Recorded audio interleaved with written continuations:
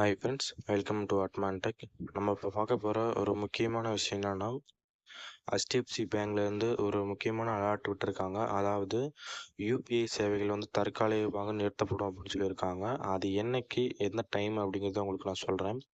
முன்னதாக ரூ. 100க்கும் குறைவான யூபிஐ டிரான்சாக்ஷன்களுக்கு எஸ்எம்எஸ் அலர்ட்டுகள் அனுப்பப்படாது அப்படிங்கிற தகவலை வந்து HDFC வங்கி வந்து வெளியிட்டிருந்தாங்க.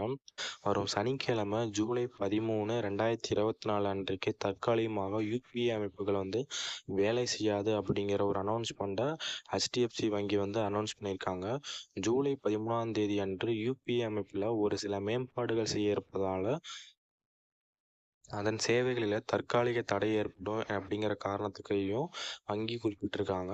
வங்கியின் செயல்திறனை மேம்படுத்துவதற்காக இந்த யூபிஐ அமைப்பு மேம்பாடு திட்டமிடப்பட்டதற்காகவும் ஜூலை 13ஆம் தேதி அன்று யூபிஐ சேவைகள் குறிப்பிட்ட 2 நேரங்களில் கிடைக்காது அப்படிங்கிறத HDFC வங்கி வந்து கூறியிருக்காங்க. அதாவது காலையில் 3 மணி முதல் காலை 3:45 வரையும், காலை 9:30 மணியில இருந்து மதியம் 12:45 வரையிலும் இந்த யூபிஐ சேவை வந்து தற்காலிகமாக நிறுத்தப்பட்டிருக்கிறதா சொல்லியிருக்காங்க.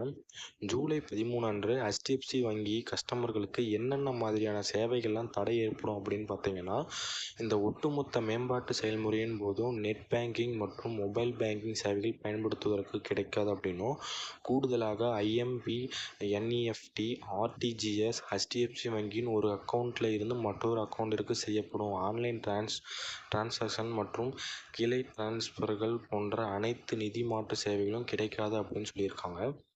வாடிக்கையாளர் அனுபவத்தை மேம்படுத்துவதற்காக வங்கியானது அதன் கோர் பேங்கிங் சிஸ்டத்தை வந்து புதிய பிளாட்ஃபார்முக்கு மாற்றுவதற்காகவும் இதன் மூலமாக வங்கி சேவைகளின் செயல்திறன் அதிகரிக்கும் அப்படின்னு சொல்கிறாங்க. தேவையில்லாத குழப்பங்களை தவிர்ப்பதற்காக இந்த மேம்பாட்டை வங்கி 2வது சனிக்கிழமை, அதாவது வங்கி விடுமுறையின் போது அட்டவணைப்படுத்தியதற்காகவும், மேலும் எந்த ஒரு பொருளாதாரம் சம்பந்தப்பட்ட செயல்பாட்டையும் முன்கூட்டியே திட்டமிட்டு கொள்ளுமாறும் அதன் கஸ்டமர்களை வந்து வங்கி அனுப்பியிருக்காங்க. குறைந்த மதிப்பிலான டிரான்சாக்ஷன்களுக்கு எஸ்எம்எஸ் சேவையை நிறுத்தும் HDFC வங்கின்னு சொல்லியிருக்காங்க. அதாவது முன்னதாக ரூ. 100க்கும் குறைவான யூபிஐ டிரான்சாக்ஷன்களுக்கு இனி எஸ்எம்எஸ் அலர்ட்டுகள் அனுப்பப்படாது என்ற தகவல் வந்து HDFC வங்கி வந்து சொல்லியிருந்தாங்க. இப்போது ரூ. 100க்கும் அதிகமான தொகை வேறொருக்கு அனுப்பினாலோ அல்லது பேமெண்ட்டாக செலுத்தினாலோ மற்றும் ரூ. 500க்கும் அதிகமான பணத்தை பெறும்போது மட்டுமே எஸ்எம்எஸ் நோட்டிஃபிகேஷன்கள் வந்து அனுப்பப்படும் அப்படின்னு சொல்லியிருக்காங்க. அனைத்து யூபிஐ டிரான்சாக்ஷன்கள் சம்பந்தமான தகவல்களை இமெயில் மூலமாக தொடர்ந்து அனுப்பும் அப்படின்னு வங்கி வந்து சொல்லியிருக்காங்க.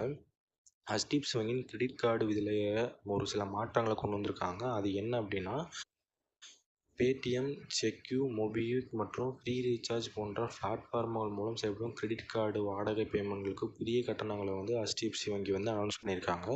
இது வாடகை டிரான்சாக்ஷன்களுக்கு 1% கஸ்டமர்களிடம் இருந்தும் HDFC வங்கி வசூலிக்க போகிறாங்க. மேலும் ஒரு டிரான்சாக்ஷன்கள் அதிகபட்சமாக ரூ. 3000 மட்டுமே பேமெண்ட் செலுத்த முடியும் அப்படின்னும், இந்த விதி வருகின்ற ஆகஸ்ட் 1, 2024 முதல் அமலாக்கப்படும் அப்படின்னு சொல்லிட்டு HDFCயில் வந்துட்டு சொல்லியிருக்காங்க. இப்போது என்ன ஒரு இம்பார்ட்டன்ட் விஷயம் அப்படின்னு பார்த்தீங்கன்னா, HDFCயில் யூபிஐ பேமெண்ட், அதாவது HDFCயில் பேங்க் அக்கௌண்ட் வச்சுருக்க கஸ்டமர் எல்லாமே வந்து ஜூலை 13ஆம் தேதி மட்டும் ஒரு 2 வேலை நேரங்களில், அதாவது குறிப்பிட்டு காலையிலையும் மதியமும் வந்துட்டு இந்த யூபிஐ டிரான்சாக்ஷனை வந்து பண்ண முடியாது அப்படின்னு சொல்லியிருக்காங்க. என்ன காரணம் அப்படின்னா, அந்த யூபிஐயில் இவங்க மெயின்டெனன்ஸ் ஒர்க் பண்ணுறதுனால அது தற்காலிகமாக நிறுத்தி வைக்கப்படும் அப்படின்னு சொல்லிட்டு பெரிய அனௌன்ஸ்மெண்ட் வச்சுருக்காங்க. யாரும் அந்த டைமில் வந்து பணத்தை வந்து சென்ட் பண்ணாதீங்க. அந்த பணம் வந்து உங்கள் அக்கௌண்ட்லேருந்து போகாது. சப்போஸ் போனாலும் உங்களுடைய சர்வர்லேயே தான் இருக்கும். அதை திருப்பி எடுத்துக்கலாம். இந்த நியூஸை உங்கள் ஃப்ரெண்ட்ஸ் எல்லாத்துக்குமே வந்து ஷேர் பண்ணுங்கள் ஃப்ரெண்ட்ஸ். மறக்காம சேனலை சப்ஸ்கிரைப் பண்ணி இந்த சேனலுக்கு உங்களுடைய ஆதரவை தெரிவிங்க ஃப்ரெண்ட்ஸ். தேங்க்யூ.